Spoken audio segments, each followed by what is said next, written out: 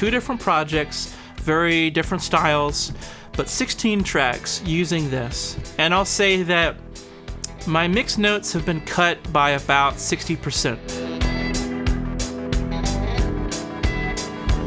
Hey guys, Ryan Earnhardt here from CreativeSoundLab.tv. Today we're going to be checking out the Sonarworks Reference 4. It's actually Reference 4.1, brand new variation to the Reference 4 software, but I want to tell you the story, a little bit about the process, and actually how well this thing works. Let's check it out.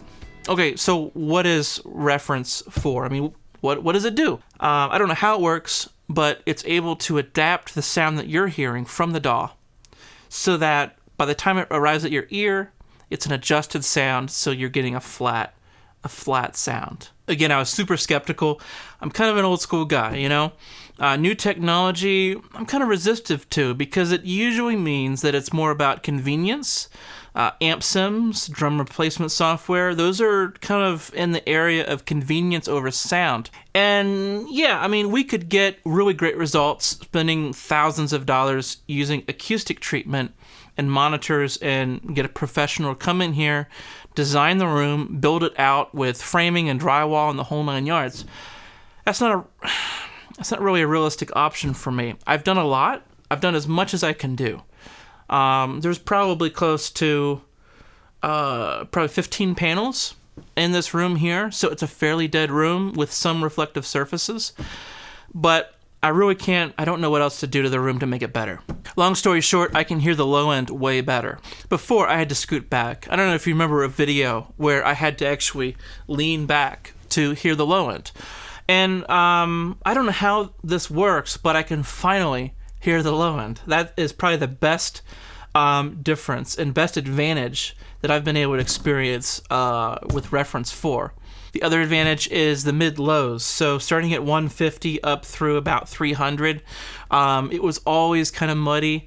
I'm talking about 7-foot, 8-foot ceilings here, so I've had some issues, and this sorts that out beautifully. Now they also have, if you do headphones and you don't even want to use monitors, they actually do have headphones, and you can load in a profile for headphones. So I have the M50X, so I can load that in, and it really does sound good. I have it on my video editing machine, and it makes it so I can actually trust my headphones. The software's in 3 parts. You have the measurement piece of software. Then you have the system-wide, which can run when you listen to references on iTunes or anything online, and also to other programs that you're monitoring live microphones from, like my Mode 2 has a mixer, so that's great for something that isn't in your DAW. But then they do have the plugin. So I use it, I think, as a VST, and I use it in the DAW. So the process is fairly straightforward. It is lengthy. It took maybe a half hour the first time I did it because I didn't know what I was doing. But now I can do it in 10 minutes. So it's really not bad at all. So the measurement asks you for the serial number of the microphone. They've made measurements of that mic, and so they know exactly what that mic will give when you make your measurements, which is pretty cool. From there, once they know what mic you have, they do a quick measurement of your speaker at like a 1/2 inch out.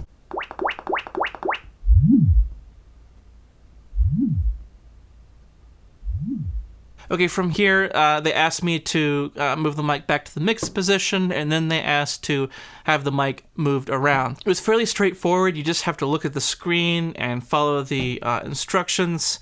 And it's really kind of cool because it knows where the mic is. It tells you, hey, you're too far this way, move the other way. And it does a clicking sound, so it knows exactly how far the mic is and where, and then it takes a measurement once you've arrived at that spot.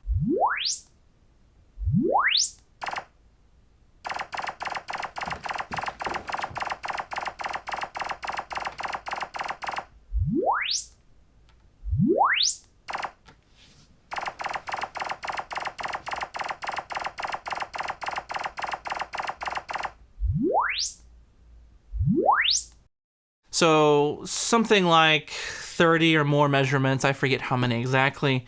And then once you've done that, you're done. You can save it. I might also do a measurement if I move in my QRD diffuser behind the mix position. I'll do a new measurement and just, date and time and with diffuser behind. So the plugin is really easy to use. You just drop it in on the stereo out. I'm doing this circle through and recording to a track, so I'm performing through the stereo bus compressor onto a new track. And the Sonarworks, I guess I should say reference 4, is on the stereo out, so it's actually after the mix is printed, okay? And that way I'm not actually printing the mix with the adjustment on it. If I were to do an offline bounce, I'd have to make sure to turn it off and then do the bounce. So here's a little bit about what it does. Now keep in mind that when I do this, it's not for your system, but it'll at least show you the difference of an adjustment. It's going to be completely arbitrary to you. To me, it's going to be the adjusted sound, which will be very flat at my position, versus the unadjusted sound. But to you, it'll just be a before and after, okay? So here's a little bit of before. They're just photographs in a tin cookie crumbs for my escape plan.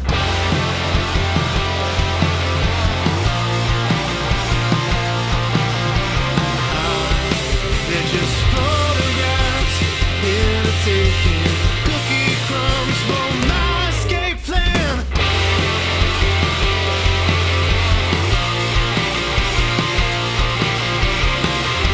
So yeah, that is the adjustment that it's making. The green here is what it's actually adjusting, and then the final product or the final result is this purple line here. So there's a little bit of some wavering in the low frequencies, but that's really great. It actually sounds fantastic. Okay, it really sounds great. I can hear the highs clearly. I can hear the lows clearly. The real test is using this over the past month, and that's how long it's taken me to actually use this piece of software to actually know that it was good. Now, I've mixed 16 tracks, 2 different projects, very different styles, but 16 tracks using this. And I'll say that my mix notes have been cut by about 60%. I've received no notes about sonics, so kick drum's too loud, kick drum's not loud enough, bass isn't loud enough, vocal sounds sibilant. I've received no notes about that, actually. All the notes in my mixes have been about, can we make this guitar have a little more authority? Can we do something to the vocal at this part to let it ring out or add an effect to it or whatever? I mean, look at this. Look at what I was dealing with. No wonder I was having issues. I couldn't hear 85 hertz. And look at the difference here. I had a 5 dB difference of 85 hertz between the left and right channel. And then I had a bunch of 125 and 150, which would totally mess with the sound of kick drums and toms. Then the fundamental vocalist at 200 hertz, very different between left and right. A crazy dip at 400. Then, of course, my guitars, I would have been mixing them too hot, basically. Mixing guitars pretty hot in this range, and then I wouldn't have been hearing the sibilance and the vocals, and of course the real volume of the cymbals. So this is a lot of issues here mixed into this curve. That's what this is saying my room was. And okay, I can tell you by 16 tracks of audio and a month of using this software that I'm going to use this. I'm going to keep using it. So if this is something you'd be interested in, I'm going to put a link in the description. If you order through that link, you can help support the channel. Special thanks to Sonarworks for sending me this. They're not paying me for this video. They just wanted me to check it out. But if you want to buy it, there's a link in the description.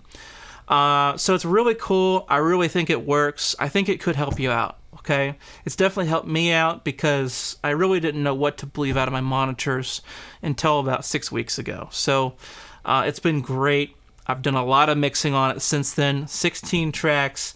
It's dramatically reduced the amount of mix notes I've had to go through.